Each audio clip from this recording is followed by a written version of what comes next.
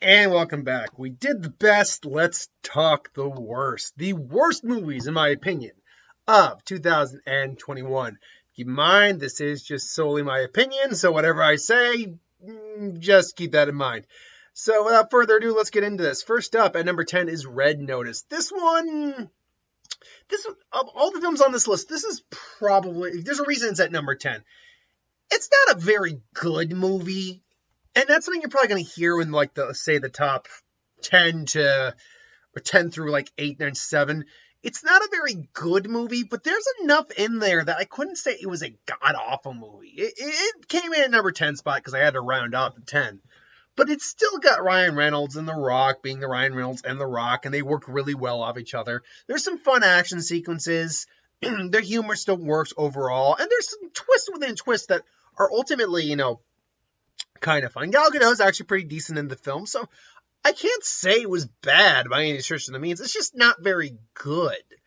It's one of those films that if I had seen it in theaters, I probably would have been more let down by what I saw. But because I saw it on Netflix, it wasn't bad. It wasn't the worst thing in the world. So that's why I ran to the top 10.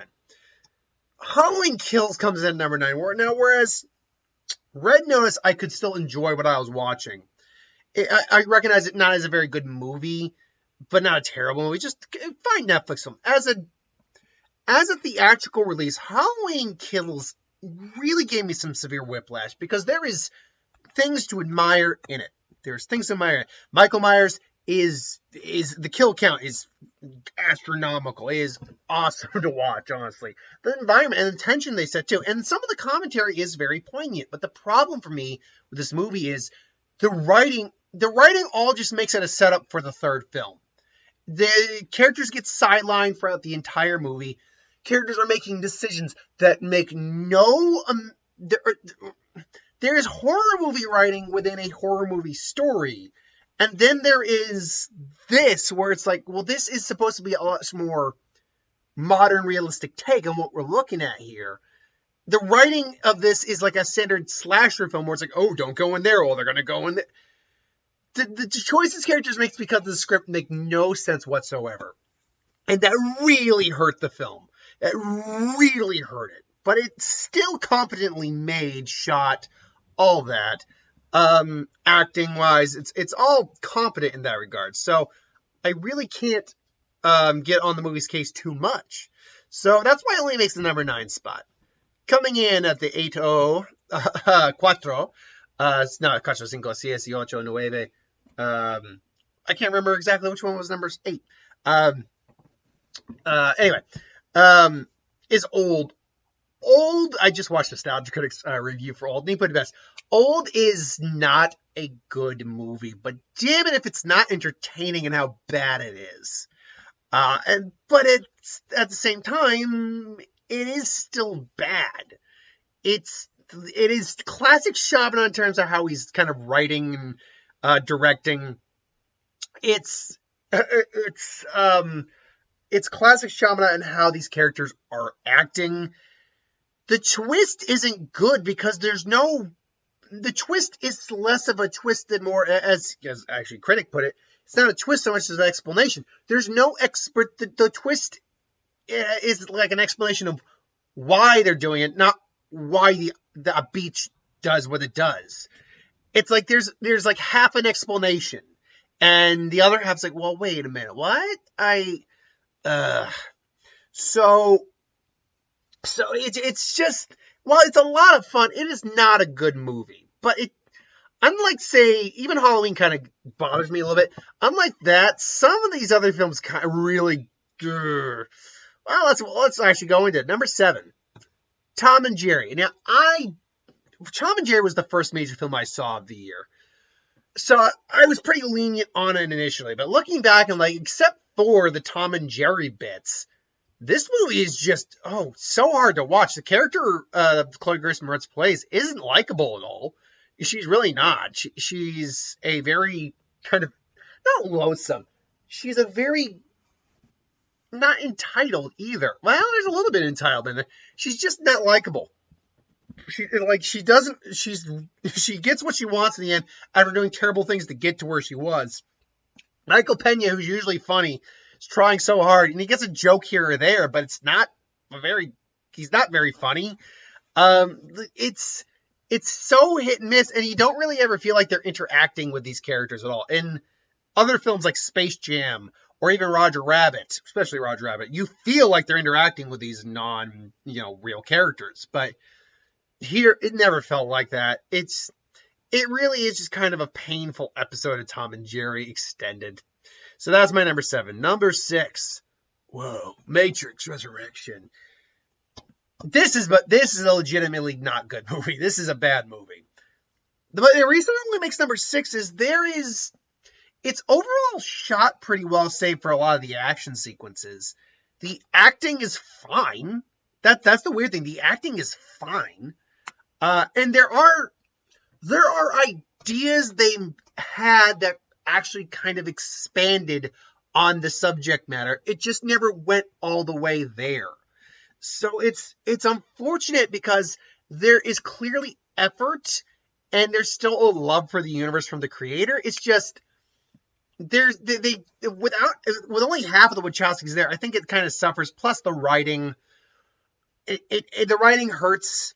There's moments that just hurt me and my girlfriend. My girlfriend doesn't wear glasses, but we are both like, I had to put my glasses off and just go, just like, I'll tell you what really sums up this movie. And if you've seen the movie, you know, but here's a little spoiler for you. It's just a scene. Nothing that spoils the overall movie. There is a shot of Keanu Reeves sitting on a toilet taking a sad shit. That, I think, really sums up this movie to a T. Keanu Reeves sitting on a toilet taking a sad shit. I mean, I don't know if you can really sum a movie up more apt than that. So yeah, Matrix had a lot of potential, but it just fell flat. But it's only in the first half. Now we're into the big ones. The top 5 worst movies of the year for me. At number 5, Mortal Kombat! I still got a cold, and I'm not going to scream. Oh, there we go. Got a little of that out. Well, I don't still have a cold. I still got congestion. I still got the gunk from my cold. But I wanted to love this. And as a bad movie, I will say it's more competent. I'll honestly say the original one was more competently made as a movie. This one, though, definitely earns the R rating. The action sequences are still fun. It's cool to see these characters, but most of these characters aren't very interesting. Kano, obviously, a lot of people said Kano, the actor who played Kano, suffered a terrible back injury from carrying the whole film on his shoulders, which, from a personality perspective, yeah, like, he really is. None of these other characters are very interesting. Kung Lao, a little bit. That's it. Literally, that's it. Scorpion, Sub-Zero, like, they're barely in the film, particularly Scorpion. And, oh God, when it's not in an action sequence, it just doesn't feel well made. The script and dialogue, it's harsh. Harsh. And I mean harsh in the sense that you could tell this was a first-time director watching this film. And for a first-time director, let me put it this way. For a first-time director, they could have made a far worse film. The guy at least had a good idea of how to shoot action. And the effects aren't bad either. That's the thing. But it was a bad film. It wasn't a bad film. Apparently, though, it got like the most subscribers of any of the HBO Max day-and-date release films. So there's that. But coming in number 4, what's worse than Mortal Kombat? Space Jam 2: A New Legacy. Now, I actually debated how bad I thought this movie was. And I look at this, I'm like, could I move this further up on the list, frankly? Like, was this really worse than, say, Red Notice or Halloween Kills? And at first I'm like, well, no, I actually enjoyed most of the Looney Tunes segments, and the actual ball game's fine. Not amazing, but fine. And then I thought more about it. I'm like, well, that's kind of the problem. Like, it's not that it's bad. It's that it's just adequate in those parts. Everything else, well, I did love Don Cheadle. I did. He's having a time of his life in that movie. Like, the whole second film this year where Warner Brothers is the bad guy, LeBron can't act worth shit. At least not with this director, he can't. Um, and they're just plot elements that make no sense. Like, there's no explanation of why Bugs dies and then comes back. He's like, I'm a toon, Doc. Like, that's not an explanation. You're a toon, but you're also an actual, like, digital algorithm, like, digital product in this universe. In theory, despite the fact you're a toon, you still should have suffered the same fate as anyone else who got erased. It's just, there's so much. I feel like there is effort put into this. The problem is it comes in twofold. One, it falls flat. But two, it's coming off a film that, while has a cult following, is beloved by many, is also, when you really break it down, not a very good film. It's entertaining, but not a very good film.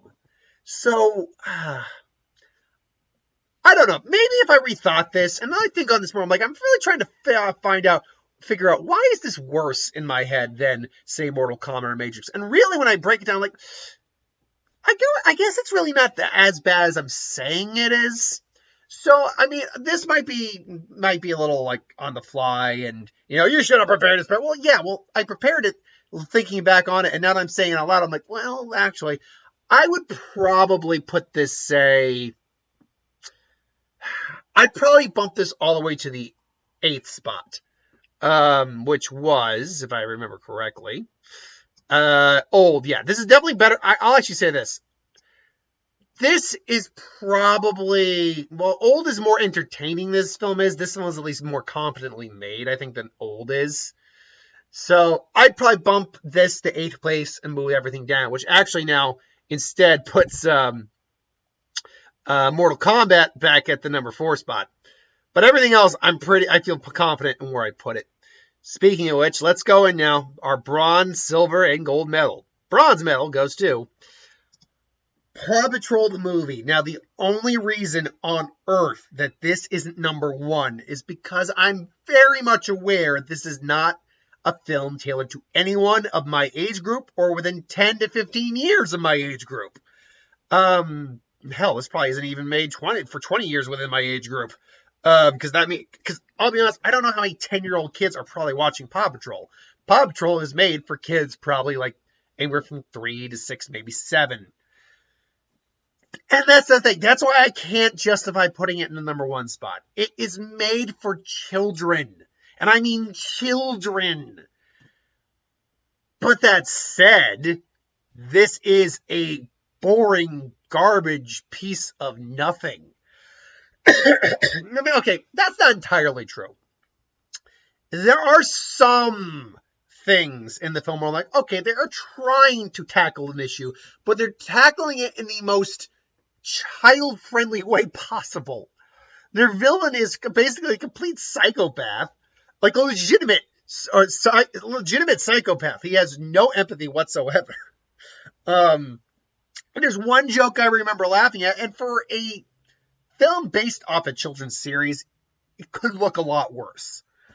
But it's just not good. Like, as a story, all that is not a good film. At least I don't think it is. But maybe I'm wrong. Maybe I'm the ass here. Maybe this is actually a masterpiece of cinema, and I just don't get it. I highly doubt that's the case, but anything's possible. But that's number 3. So what could be worse than Paw Patrol? Snake Eyes could be worse than Paw Patrol. Snake Eyes had so much potential, man, but it's tough to like a movie when your main character is a complete and utter terrible person. Like, they are a garbage person. They really are.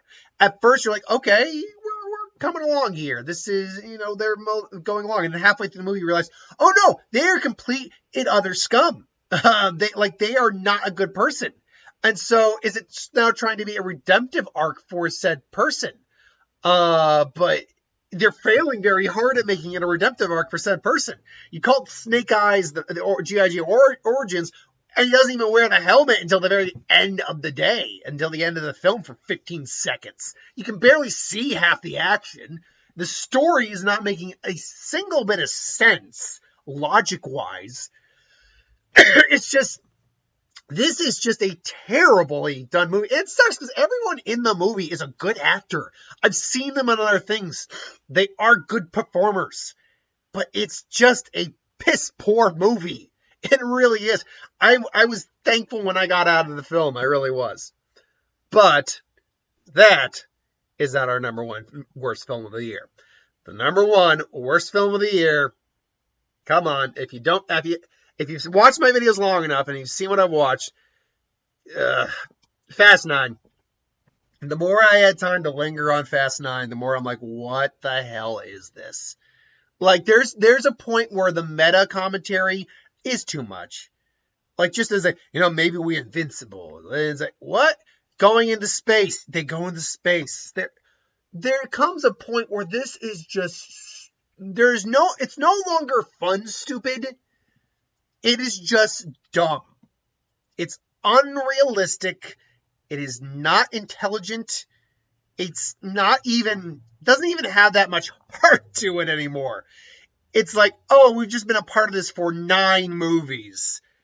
Come on, man. Like, oh, God. It's just, it hurts. It hurts. I think I remember mentioning, there's like a couple things I didn't mind. I like the stuff with the magnet, even no matter how realistic it is. I think the stuff we see with the magnet's pretty cool. There's still some action sequences that are fine. John Cena as Dom's brother. As Vin Diesel's brother. His younger brother, by the way.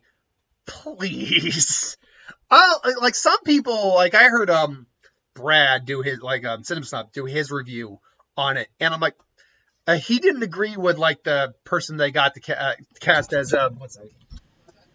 I want to go outside. As young Vin. He believed young John Cena more. I'm like, really? Because I actually thought the guy that got looked like what a young Vin Diesel would look like. Unlike the guy that got to get John Cena, for young John Cena. And, like, the villain, like, it's just another freaking, hey, this is Cybertech Jesus. I will be Cyber God. Cyber comes back, too, it's Charlize Theron, and she's not important to the film, really, except that she gets away and will probably be the main villain for Fast and 10, and then they'll probably end up killing her then, or something like that. It sucks, because I've seen the first one. I didn't see, like, Tokyo Drift or Too Fast, Too Furious. I didn't see those two. I'm not familiar with those, honestly. I've seen, like, the last bit of the second one. But I saw the first one, I'm like, okay, this is fine. Fourth one, I'm like, this is kind of fun. I actually didn't see the fifth one, but I'm like, the sixth, seventh, and eighth one, I'm like, okay, I'm in. This is just fun now. This is no longer fun. This is tedious. This is painful. This is over the top, beyond over the top. The question now becomes, where the hell do you go now? Because that's the thing. They tried to each time. After, like, the fifth one. You drive through a plane in the fifth one. You go building to building in the seventh one. You outrace a submarine in the eighth one. You outrace the submarine in the fifth one. And now you always had that moment in those films. But this one's like, okay, we're going to just, cross a bridge, all that. Oh no, the bridge is out. Let me hook onto here because I know I'm going to hook onto this rope that will totally hold to swing me over to another island. Let me do that. Okay. Oh, jeez. Okay. Well, that was stupid. Okay. Now let's strap a rocket to a car. Wait, what? Okay. Now let's get this magnet. Wait, what? So, hold on. That's 3 things. Now we're going into space. What? And these guys are going to survive in space with these makeshift suits. Like, hold a minute. Like, wait, what? Like, seriously, guys. I get that you've embraced it, but what the hell? Which makes me now question, are they really going to go the dinosaur route in the 10th one? Because let's be honest, they've now gone to space. What else can they do? What else? Damn it. They could still go to the moon. Like, they went into orbit. They were in space, technically. They could still go to the moon and drive on the moon. Oh, dear Lord. Are they really going to do that? Are they? This is like, I feel. No, don't get me wrong. Fast 9 came out, admittedly, when the pandemic wasn't spiking. It was actually when it was on at the downswing before Omicron. So it still managed to do 700, but still, it's like, I wonder if this is going to be a last night scenario where the last night did the worst among the Transformers in a long time. Still made some money, but it did the worst. And it was like people finally clued into the fact that these are bad movies. These are not very well made movies. And Michael Bay needs to stop. And fortunately, he has. And then we got, Travis Knight, who did Bumblebee. And guess what? That was a really good film. I really liked Bumblebee. So you can make these films good. You just, need someone who actually has a passion for it and doesn't care about doesn't care solely about the money. I feel like that's what this has turned into. I feel like, well, it still made a decent chunk of money at the box office. I feel like Fast 9 is going to lead into the last night scenario for the Fast 9's franchise. So, it was the last film. I wanted it to be the most I had to say on a film. But thanks for watching. Hope you enjoyed. That is my top 10 worst films of 2021. Thanks for watching. Hope you enjoyed. Like, comment, share, subscribe. As always, you want us to review something, put in the comments below. Let us know. We'll do a review of it at some point. Hit that bell if you want to be notified. I will see you folks later. I've still got to do one more video for today. I guess I could pre-record my who would win, but I don't know. I'm not feeling it at the moment. Maybe I'll just do it tomorrow because I'll have time. My girlfriend's got to go out of town for the day, so I'll have time. Anyway, I digress. Thanks for watching. I'll see you later.